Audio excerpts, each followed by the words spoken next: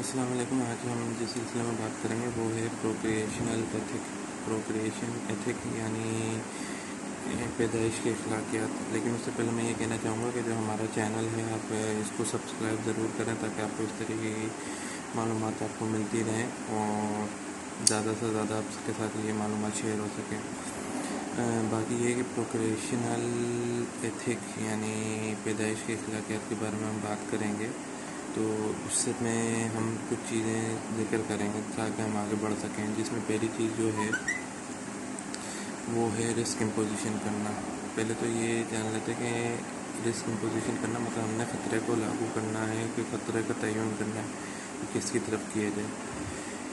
क्योंकि इसमें एक तो मुमकिन वालिदैन होते हैं जो बच्चे पैदा करना चाह रहे होते हैं, और दूसरा मुस्तकबिल के लोग होते हैं। मुस्तकबिल के लोग मतलब वो बच्चा जो पैदा होगा और फिर बाद में बड़ा होगा, परवरिश होगी उसकी, और सही गलत समझने की सलाहियत उसमें जैसे नॉर्मल हम लोग होते हैं बड़ी एज में जो माँ वालिदैन की, जैसे उनके अंदर सही गलत समझने की और सलाहियत होती है वो मुकम्मल उनमें उसके अंदर पैदा हो जाएगी। तो वक्त के साथ साथ तो ये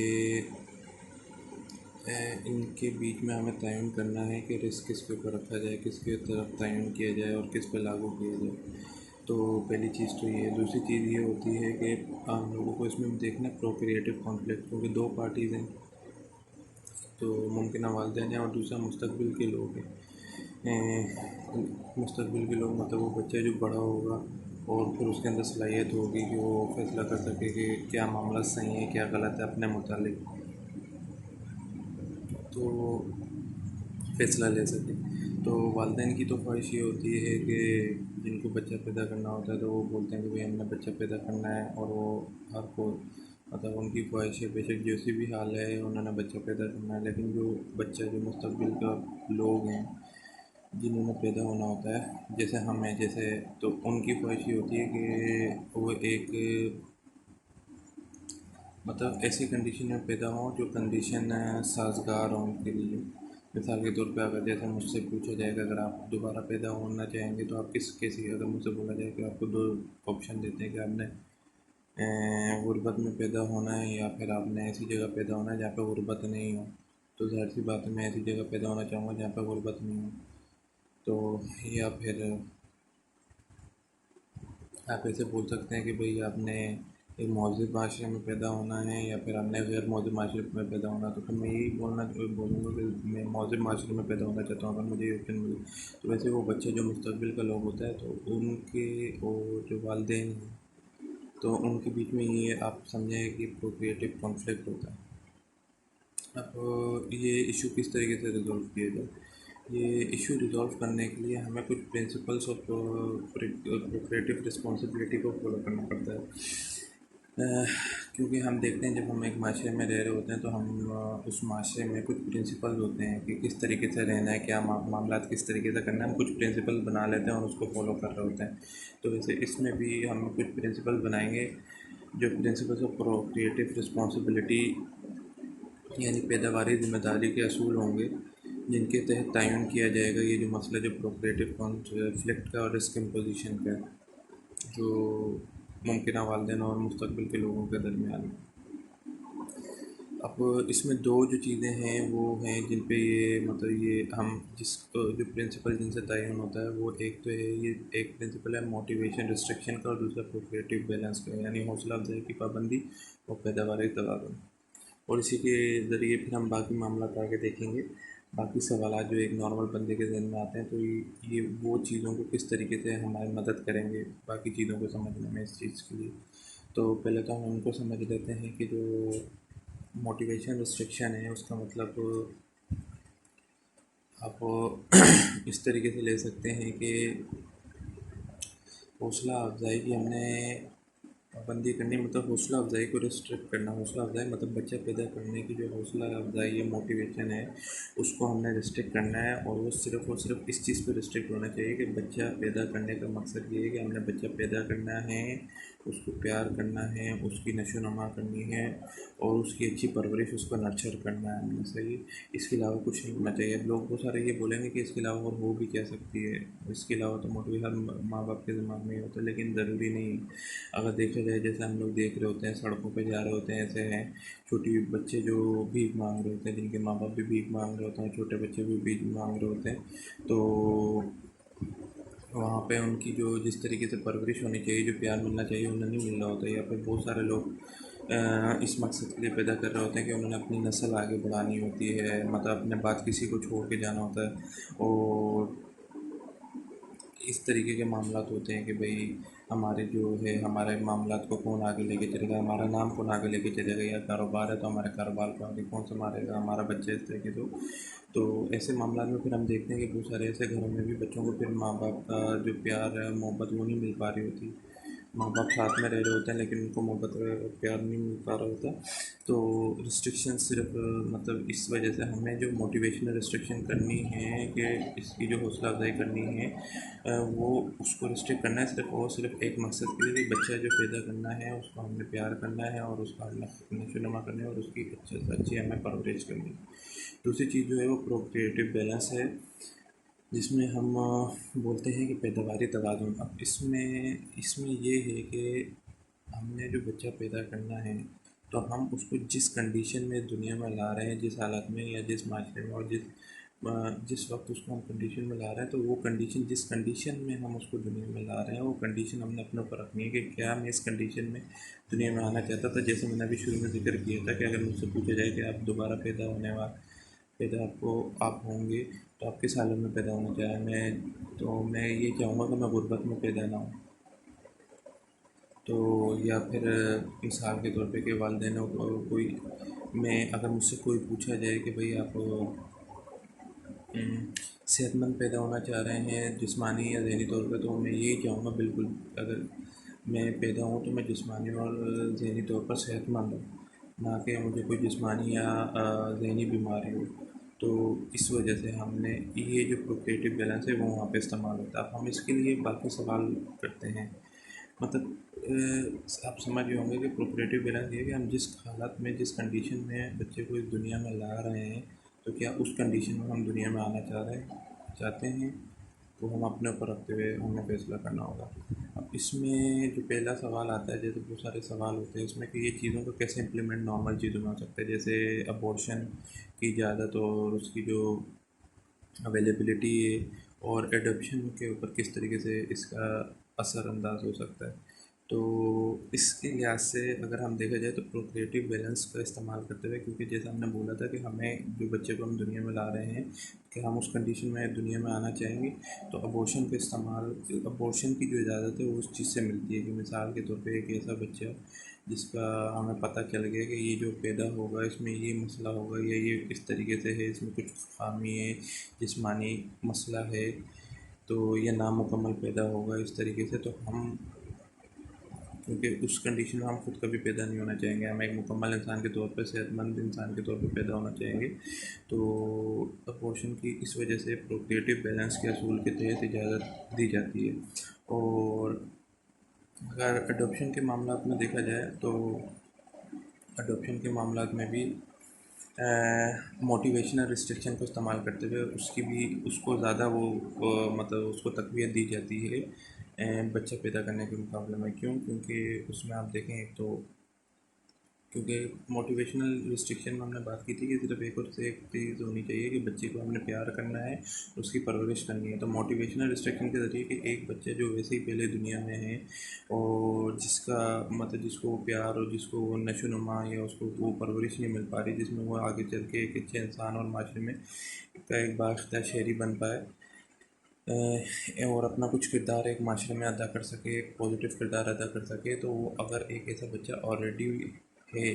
तो हमें, क्योंकि जो दूसरा बच्चा पैदा करने की, जो हम बच्चा पैदा करने होता है तो उसमें हमने मोटिवेशनली अपने आप को रिस्ट्रिक्ट किया हुआ है कि वो प्यार करना है और उसकी नर्चर करनी है, उसका ख्याल करना, उसकी परवरिश करनी है। तो जब ऐसा बच्चा ऑलरेडी आपके पास मतलब ऐसा बच्चा है, आपके पास ऑप्शन है जिसको आप अडॉप्ट कर सकते हैं और वो चीज़ें दे सकते हैं प्यार, तो आपको वो बच्चा पैदा, मतलब वो ज़्यादा बेहतर है कि आप अपना बच्चा पैदा करें। तो अडॉप्शन की इस प्रिंसिपल के तहत मतलब परमिसिबिलिटी होती है। और अगर हम इससे आगे जाएँ तो एक और सवाल ये आता है कि जीनयाती अमराज जैसे हंटिंगटन डिजीज़ और सिस्टिक फाइब्रोसिस के साथ जिस्मानी बीमारी की जो जीनयाती ख़तरे से वाबस्ता ख़तरा को किस तरह देखना चाहिए इसमें, कि मतलब ऐसी बीमारी जिनका जीनयाती तौर पे मतलब ट्रांसफ़र होते हैं, वालिदैन से बच्चों में ट्रांसफ़र हो सकते हैं, उसको इस चीज़ में किस लिहाज से देखना चाहिए। तो अगर आप में एक बीमारी है जो आपको पता है, जो कि भाई उसके चांसेस हैं कि जब बच्चा पैदा होगा वो उसमें ट्रांसफ़र होंगे, या तो वो ट्रांसफ़र होंगे या उसके ट्रांसफ़र होने के बहुत ज़्यादा चांसेस हैं, तो इन्हीं प्रिंसिपल्स के तहत ज़्यादा बेहतर है कि आप वो बच्चा पैदा नहीं करें। क्योंकि अगर हम प्रोक्रिएटिव बैलेंस में चला जाएँ कि हमने वो देखना है, हमने अपने ऊपर इम्प्लीमेंट करना है कि क्या हम उस कंडीशन में दुनिया में आना चाहेंगे, तो ऐसी डिजीज़, ऐसी जीनयाती बीमारी जो जिस्मानी तौर पे आपको मफलूज कर देगी उस बच्चे को और उसके लिए अजियत का बायस होगी, तो वो चीज़ हम अपने ऊपर भी इम्प्लीमेंट नहीं करना चाह रहे। उस कंडीशन में हम भी दुनिया में आना नहीं चाह रहे अगर हमें ऑप्शन दिया जाए। तो अगर आपके चांसेस हैं कि आपका जो बच्चा पैदा हो जिसमें वो चांसेस हैं कि वो मेजॉरिटी के वो बीमारी ट्रांसफ़र होगी जो उसकी दुनिया में जो ज़िंदगी है उसको बहुत बुरी तरीके से अफेक्ट कर सकती है, तो प्रोक्रिएटिव बैलेंस के प्रिंसिपल के तहत फिर आपको बच्चा पैदा नहीं करना चाहिए। अच्छा, इसी तरीके से हम दूसरा आ जाते हैं कि जैसे एक तो माजूरी होती है जिस्मानी, अगर ये जहनी जीनयाती इम्कानात हों, तो मतलब जहनी बीमारी के इम्कानातों को जीनयाती तौर पर ट्रांसफ़र हो सकते हैं, तो फिर क्या करना चाहिए। तो इसमें अच्छा, ये कंसिडर करने से पहले हम ये देख रहे हैं कि जिससे बहुत सारी जो बीमारियां हैं जो जीनयाती तौर पर ट्रांसफ़र होती है, जिसमें जैसा हमने हंटिंगटन डिजीज़ और सिस्टिक फाइब्रोसिस की बात की, जो बहुत मुश्किल जो जिस्मानी मामलात कर देती हैं और बहुत अजियत का बायस बनती हैं एक इंसान के लिए, तो उसमें तो नहीं करना चाहिए। लेकिन ऐसी बीमारी जो ट्रांसफ़र होती है जैसे कलर ब्लाइंडनेस है, तो अगर इस तरीके की है तो उसमें कोई मसला नहीं, उसमें आप पैदा कर सकते हैं क्योंकि वो इतनी बुरी तरीके से इफेक्ट नहीं करती कलर ब्लाइंडनेस। और उसके उस चीज़ के होते हुए भी एक बंदा, एक जो बच्चा जो दुनिया में आएगा वो अपनी एक नॉर्मल लाइफ आम लोगों की तरह बिल्कुल गुजार सकता है। तो ऐसी जो बीमारियां हैं जो ट्रांसफ़र हो रही हैं, जो इस नौइयत की नहीं है, जो इतनी ख़तरनाक नौइयत की नहीं है, जो अजियत का बायस बने और उनकी ज़िंदगी को बहुत बुरी तरीके से अफेक्ट करें, जैसे ये कलर ब्लाइंडनेस है, तो तब वो हो सकता है। और अब इसी तरीके से जैसे ये जो जिस्मानी बीमारी हैं जो बुनियादी तौर पर ट्रांसफ़र होती है, लेकिन अगर उसकी जगह कोई जहनी बीमारी हो तो उसमें हमें क्या करना चाहिए। तो अब ज़हनी बीमारी में मतलब उसमें भी यही है कि अगर हम अपने बच्चों पर एक नाकाबिले बर्दाश्त हालत मुसर्रह करने का ख़तरा रखते हैं, यानी शिज़ोफ्रेनिया, यहाँ तक कि एक छोटा सा मौका भी आपको नहीं होना चाहिए। मतलब अगर जैसे शिज़ोफ्रेनिया की बीमारी ये भी बुनियादी तौर पर ट्रांसफ़र हो सकती है, सही है। और अगर हमें पता है कि एक बारीक सा भी मौका है कि अगर हमारा बच्चा इस तरह होगा तो उसमें ये बीमारी ट्रांसफ़र हो सकती है, तो तब भी क्योंकि हम उस बीमारी के साथ खुद पैदा नहीं होना चाहेंगे, वो एक बीमारी एक बहुत अजीब है, एक नॉर्मल लाइफ आप नहीं गुजार सकते, आपकी लाइफ इफेक्ट होती है, एक नॉर्मल इंसान की तरह आप लाइफ नहीं गुजार सकते। तो क्योंकि वो चीज़ मैं अपने ऊपर भी नहीं, क्योंकि मैं एक नॉर्मल इंसान की तरह आना चाहता हूँ, अगर मैं दुनिया में आना चाहूँ, मुझे दोबारा मौका मिले, तो वो चीज़ हमने अपने बच्चे भी रखनी है। तो फिर उस बच्चे को दुनिया में नहीं लाया जाए, या बच्चा ऐसे लोग पैदा नहीं करें जिनके अंदर ऐसी बीमारी का ख़तरा है और जो उनसे आगे ट्रांसफ़र हो सकती है। ये यहाँ पे कहने का मकसद ये है कि ऐसे बंदे बच्चा पैदा नहीं करें प्रोक्रिएटिव बैलेंस के प्रिंसिपल के तहत। अच्छा, अगर इससे आगे जाए तो क्या अलाउड होना चाहिए 50 साल या जैसे उनसे ज़्यादा को पैदाइश बच्चा पैदा करने की, अगर होना चाहिए और अगर नहीं होना चाहिए तो क्यों। और ऐसे बंदों के बारे में क्या है जो अपनी मतलब 40 साल की उम्रों में हो, 40वें में अपनी जो एज की शुरुआत में हो, तो और किस तरीके से ये जो उम्र का है ये बच्चे पैदा करने की जो आपकी जो प्रोक्रिएशनल एथिक्स है जो है, मतलब वो बच्चा पैदा करने की सलाहियत को किस तरीके से, मतलब वो बच्चा पैदा करना है या नहीं करना है, इस चीज़ को, इस डिसीजन को कैसे इफ़ेक्ट करना चाहिए इसको। तो इसमें हम ये कहते हैं कि अगर एक बंदा 50 साल का है या उससे बड़ा है तो उसे बच्चा पैदा करना नहीं चाहिए। क्यों? क्योंकि यहाँ पे जो प्रिंसिपल आ जाता है वो आ जाता है, दो प्रिंसिपल की बात की थी हमने, एक मोटिवेशनल रिस्ट्रिक्शन और एक दूसरा प्रोक्रिएटिव बैलेंस। तो मोटिवेशनल रिस्ट्रिक्शन का जो प्रिंसिपल यहाँ पे लागू होता है कि 50 साल या उससे बड़े को पैदा नहीं करना चाहिए बच्चा, क्योंकि वो उस टाइम वो जब बच्चा पैदा होगा तो वो खुद अपनी उम्र की इस एज में होगा कि उसकी जैसे मुकम्मल एक एज तक जो परवरिश करनी है और जो उसको प्यार जो मुहैया करना है एक, तो वो शायद मुहैया नहीं कर पाए, क्योंकि 50 साल वैसे ही एक एवरेज लाइफ होती है। हो सकता है कि बंदा 100 साल तक जी ले, लेकिन अगर 100 साल तक भी जीता है तो उसके अंदर वो सलाहियत नहीं होगी, वो खुद ही इस तरीके से इस नौयत में होगा, वो खुद ही मुरझाया होगा, उम्र के उस अरसे में होगा कि वो खुद ही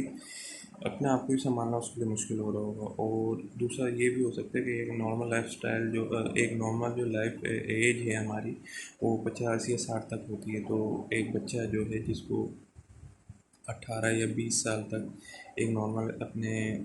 प्यार की ज़रूरत है और परवरिश की ज़रूरत है, तो आप उसके साथ उतना वक्त नहीं गुजार पाओगे। तो 50 साल की एज में इसकी इजाज़त इस वजह से बच्चे पैदा करने की इजाज़त नहीं होनी चाहिए, या मतलब अगर इजाज़त मतलब अगर आप खुद फैसला कर रहे हैं तो इस चीज़ से सोचते हुए, इस प्रिंसिपल से सोचते हुए आपको बच्चा पैदा नहीं करना चाहिए। तो ये चीज़ इसमें आ जाती है। कौन सा प्रिंसिपल हम कह रहे थे, इमोशनल रिस्ट्रिक्शन का। अ, क्योंकि वही बात है, इसमें परवरिश और मोहब्बत करने की जो ख्वाहिशें वो मुतासर हो रही है, जो हमारी जो इमोशनल रिस्ट्रिक्शन में जो थी कि यही ख्वाहिश होनी चाहिए और इसी की बुनियाद पर बच्चा एक आना चाहिए, दो प्रिंसिपल में से एक प्रिंसिपल होना चाहिए। अब इसी चीज़ में हम लोग इसमें आ जाते हैं कि सिंगल पेरेंटहुड का मामला देखते हैं, सिंगल पेरेंटहुड का और गुर्बत में बच्चा पैदा करने का, इन प्रिंसिपल के तहत क्या मतलब उसमें आपको फैसला लेना चाहिए, उस पर किस तरीके से रिस्ट्रिक्शंस लग सकती हैं। तो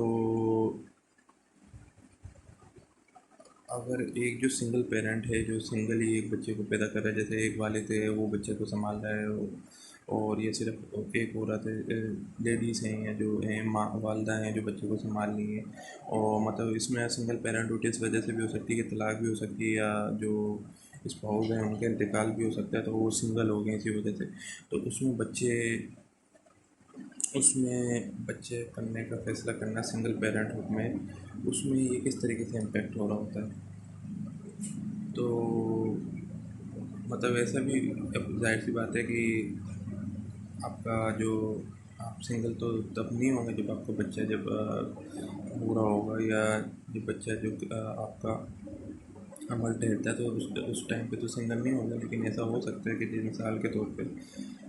कि एक लेडीज़ है, जैसे उनको हमल ठहर गया और उनके शौहर का इंतकाल हो गया, तलाक हो गई, तो अब इस बच्चे को उन्हें दुनिया में लाना चाहिए या नहीं लाना चाहिए। तो ये डिसीजन जो है ये उस चीज़ पे रहेगा कि अगर वो इस केपेबल हैं, वो केपेबल हैं, सलाहियत है कि वो सिंगल ही उनको मैनेज कर सकती है प्रॉपर, और जो उनकी जो नशो नुमा है, जो परवरिश करनी है अपने माली मामला चलाते हुए, वो कर सकती हैं, उनको टाइम दे सकती हैं, मुकम्मल जो एक वक्त देना है वो दे सकती हैं, तो फिर सिंगल पेरेंट उनमें बिल्कुल इजाज़त होनी चाहिए फिर इन्हीं दो प्रिंसिपल के ज़रिए, क्योंकि अगर वो दे सकती हैं वक्त, तो परवरिश उनकी प्रॉपर कर सकती हैं, तो वो इमोशनल रिस्ट्रिक्शन वाले प्रिंसिपल पे भी पूरी उतरती है और प्रोक्रिएटिव बैलेंस पे भी पूरी उतरती है। क्यों? क्योंकि अगर मैं ये बोला जा रहा है कि भाई आपने दोबारा पैदा होना है, लेकिन आपके सिंगल पेरेंट होंगे और वही आपको पालेंगे, तो अगर वो पाल सकते हैं बिल्कुल सही तरीके से, और जैसी जो मुझे टेंशन चाहिए, एक बच्चे को टेंशन जो चाहिए होती है, मोहब्बत चाहिए होती है, परवरिश चाहिए होती है, उसके साथ जो माली मामला भी होते हैं जो उन्हें अपने भी चलाने हैं, जो सिंगल पेरेंट है और बच्चे के भी मामला देखने हैं, तो अगर वो कर सकते हैं तो बिल्कुल एक्सेप्टेबल है। अच्छा, दूसरी चीज़ जो हमने बात की गुर्बत में, तो गुर्बत में जो है इन दो जो प्रिंसिपल के तहत खासतौर पर जो प्रोक्रिएटिव फाइनेंस का है कि अपने ऊपर रखते हुए जो हमने सोचना है, तो गुर्बत में हमें बच्चा ना पैदा करने का फैसला करना चाहिए इस प्रिंसिपल के तहत। क्यों? क्योंकि जो पॉवर्टी है वो लाइफ स्टाइल को बड़ा इफ़ेक्ट करती है, वो जो स्टैंडर्ड ऑफ लिविंग है वो गिरा देती है।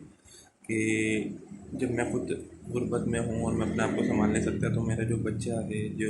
जिसको पैदा करना है, उसकी परवरिश करनी है, उसको अच्छी खुराक देनी है ताकि वो जिस्मानी तौर पर सही तरीके से उसे नशोमा में ना मिल सके, वो पूरे जिस्मानी तौर पर डेवलप हो सके,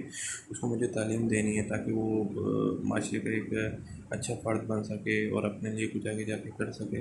तो ये चीज़ें जो होती हैं ये गुर्बत में और एक्सट्रीम पॉवर्टी में ख़ासतौर पे नामुमकिन होती हैं, तो फिर ऐसी चीज़ में हमें बच्चा ना पैदा करने का डिसीजन लेना चाहिए। जैसे हम बाहर निकलते हैं तो देख रहे होते हैं अक्सर व बेशतर, जो हम लोग मांगने वालों को देख रहे होते हैं, तो वो खुद भी मांग रहे होते हैं और उनके बच्चे पैदा कर रहे होते हैं और उनके बच्चे भी मांग रहे होते हैं, और वो पूरी ज़िंदगी फिर यही करते हुए गुजर जाते हैं। और उन्हें फिर वहीं पे जो मांगने के वो जो सड़कों पे उनको वायलेंस का भी, फिज़िकल भी अब्यूज़ होता है और उनका मेंटल अब्यूज़ भी हो रहा होता है उसी चीज़ में। और माँ बाप का प्यार और नशो जो वो भी नहीं मिल पाता उन्हें, और जो उनकी जो ज़रूरियात हैं, अच्छी खुराक और अच्छी तालीम और सारे मामला वो भी उन्हें मिल नहीं पाते। तो इस वजह से पोवर्टी में जो डिसीजन है, अगर हम इन दो प्रिंसिपल के तहत लें तो बच्चा पैदा नहीं करना चाहिए। अ, इसी तरीके से अगर हम एक जो चीज़ है आजकल वेस्टर्न कंट्रीज़ में बहुत ज़्यादा होता है, स्पर्म डोनेशन। तो स्पर्म डोनेशन का इस इन दो प्रिंसिपल के तहत क्या होता है, तो स्पर्म डोनेशन के जो है वो इन दो प्रिंसिपल के तहत वो अलाउड नहीं होना चाहिए, या इसकी डिसीजन हमें नहीं लेना चाहिए, नहीं में लेना चाहिए अगर हमें मौका मिल रहा है, या वो अलाउड नहीं होना चाहिए। वो क्यों नहीं होना चाहिए? क्योंकि स्पर्म जो डोनेट कर रहा होता है, क्योंकि वो जो इमोशनल रिस्ट्रिक्शन वाली जो थी, मोटिवेशन है सॉरी, रिस्ट्रिक्शन वाला जो क्लॉज था वो उसको पूरा नहीं करता, क्योंकि वो स्पर्म डोनेट कर रहा है। और वो इस वजह से डोनेट वो मतलब इस वजह से नहीं कर रहा कि मतलब उसने वो बच्चे को पालना है और उसकी नशो नुमा करनी है और उसको नर्चर करना है, क्योंकि जाहिर सी बात है जो स्पर्म डोनेट कर रहा होता है उसका स्पर्म कहीं और इस्तेमाल हो रहा होता है जहाँ पे बच्चे नहीं हो पा रहे होते, किसी लेडीज़ को के लिए इस्तेमाल हो रहा होता है जहाँ पे बच्चे नहीं हो पा रहे होते, तो स्पर्म लेके वो बच्चे पैदा करते। तो जो स्पर्म देने वाला होता है, क्योंकि वो खुद उस बच्चे की मतलब परवरिश के लिए, प्यार के लिए, मोहब्बत के लिए और उसको पालने के लिए ये चीज़ नहीं कर रहा होता, तो इस वजह से उस पर ये रिस्ट्रिक्शन होनी चाहिए। इसी तरीके से हम बहुत सारी आजकल मॉडर्न टेक्नोलॉजीज़ का इस्तेमाल देख रहे हैं, जैसे IVF के जो इन वाइट्रो फर्टिलाइजेशन, उस तरीके से उससे रिलेटेड चीज़ें हैं। तो अगर देखा जाए तो वो भी इन दो प्रिंसिपल्स के तहत जो हैं वो अ, उसको क्या बोलते हैं, वो भी उसका भी डिसीजन हमें नहीं लेना चाहिए, वो भी अलाउड नहीं होनी चाहिए। क्योंकि जो बच्चे हैं उनके साथ छेड़छाड़ करना, मतलब क्योंकि वो एक नेचुरल तौर पे बच्चा पैदा नहीं हो रहा होता है IVF के ज़रिए, वो एक प्रोसेस हो रहा होता है जिसमें क्या बोलते हैं कि उसमें एक मुदाखलत हो रही होती है अननेचुरल फोर्सेस की, जिस तरीके से उनको पैदा करने के लिए जो चीज़ें की जा रही होती है वो अननेचुरल होता है। तो क्योंकि बच्चों के साथ इस तरीके का कोई मामला नहीं करना चाहिए, जो बच्चों की ज़िंदगी है, बच्चा जो डेवलप होगा उसके साथ छेड़छाड़ नहीं किसी भी हालत पर करना चाहिए। तो इस वजह से वो प्रोक्रिएटिव बैलेंस पर ख़ास तौर पे वो पूरा नहीं होता था, क्योंकि मैं नहीं चाहूँगा कभी कि भाई मुझे इस तरीके से पैदा किया जाए कि मेरे साथ छेड़छाड़ हो रही है, जिसके ज़रिए फिर डिज़ाइनर बेबीज़ का भी आजकल कंसेप्ट है, जिसमें मतलब ऐसी आप कुछ जीनियाती ट्रेड जो मतलब लाना चाह रहे हैं और कुछ ऐसे जीनियाती ट्रेड जो उनमें ख़त्म करना चाह रहे हैं, तो आप उनको जो वो स्टेज होते हैं जिसमें वो डेवलप कर रहे होते हैं, हो रहे होते हैं माँ के पेट में, तो आप उनको मतलब किस तरीके से आप उनमें इस तरीके से एक मखसूस जीन ट्रांसफ़र कर सकते हैं और मखसूस जीन उनसे माइनस कर सकते हैं जो आप नहीं करना चाह रहे। तो ये वाली सारी जो चीज़ें हैं ये फिर अलाउड नहीं होनी चाहिए, क्योंकि मैं अपने साथ भी नहीं चाहता हूँ कि मेरे साथ भी इस तरीके से जीन्स के साथ या मेरे मामला के साथ इस तरीके से छेड़छाड़ की जाए, एक मतलब बंदा अपने ऊपर रखे। तो ये चीज़ें हैं, और ये प्रोक्रिएशन एथिक्स में आती है, मतलब अखलाकियात, पैदाइश की अखलाकियात, और ये सारी चीज़ें हमने दो प्रिंसिपल पर डिपेंड की, मतलब इसे हमने रेशनल और लॉजिक तरीके से, वो दो प्रिंसिपल जो है, एक मोटिवेशनल रिस्ट्रिक्शन है और दूसरा जो है आपका प्रोक्रिएटिव बैलेंस है। मोटिवेशनल रिस्ट्रिक्शन बच्चे पैदा करने की सिर्फ और सिर्फ ये होनी चाहिए कि आप वो पैदा कर रहे हैं तो आपने उसे प्यार देना है, आपने मोहब्बत देना है, आपने उसे पालना है, आपने उसकी अच्छी तरबियत करनी है, आपने उसे संभालना है, जब तक वो उस स्टेज में नहीं होता कि वो खुद अपने मामला हैंडल ना कर सके। सही है। और दूसरा ये है कि आपका प्रोक्रिएटिव बैलेंस, कि मतलब बच्चा किस कंडीशन में पैदा हो रहा है, अगर आप उस कंडीशन में एक चीज़ है आपको पता है कि ये बच्चे की आगे ज़िंदगी इम्पेक्ट कर सकती है और आप फिर भी वो बच्चा लाना चाह रहे हैं, तो आप वो सोचें कि क्या मैं, अगर मुझे ये चांस मिलता, मुझे ये चूज़ करने का मौका मिलता, तो मैं क्या कभी उस कंडीशन में पैदा होना चाह रहा हूँ, तो वो चीज़ अपने ऊपर रख कर करनी चाहिए। तो उसके हिसाब से हमें रिस्ट्रिक्शन लगानी चाहिए, किस चीज़ पर मतलब पैदाइश की इजाज़त होनी चाहिए और किस चीज़ में नहीं होनी चाहिए, और उसी हिसाब से कब हमें उसके हिसाब से हम खुद अभी बच्चे पैदा करने का फैसला करें या ना करें। या हमें बच्चा पैदा करना चाहिए या नहीं करना चाहिए, बिल्कुल अपनी ज़िंदगी ऐसे गुजारनी चाहिए। तो ये सारी चीज़ें उस पर डिपेंडेंट होती हैं।